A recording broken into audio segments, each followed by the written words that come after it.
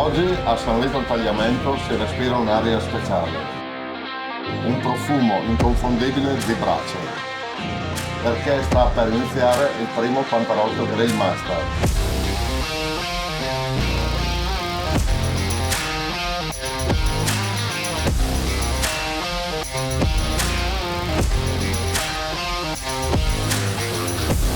Per questa incredibile giornata abbiamo un ospite speciale, un vero maestro della conduzione.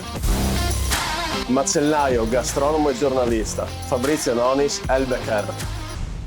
Il bello di fare il beccher itinerante in giro per l'Italia, ma soprattutto nella mia regione, nel Friuli Venezia Giulia. Mi trovo a San Vito al Tagliamento. Oggi c'è non una competizione, ma un confronto fra 16 squadre organizzata dalla macelleria da Loris. Loris Pantarotto, un macellaio intraprendente che ha deciso di chiudere un'intera strada proprio qui a San Vito e mettere a 16 squadre a disposizione 3 cose fondamentali da fare: le alette, il burger in cui c'è libertà di fantasia e ovviamente le immancabili ribs.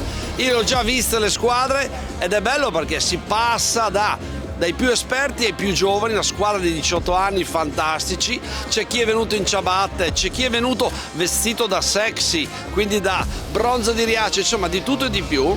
E credo che l'intento sia proprio questo, no? Condividere alla gente il piacere della griglia e della convivialità, sempre l'insegna della carne di qualità, perché ovviamente Macelleria da Loris ha messo a disposizione il top di gamma della qualità della carne. Io mi faccio un bel giro, li vado a intervistare, voi dovete ovviamente seguirci sui canali e soprattutto andate poi a cliccare su Instagram, su YouTube, tutto quello che vedete se avete passione di griglia.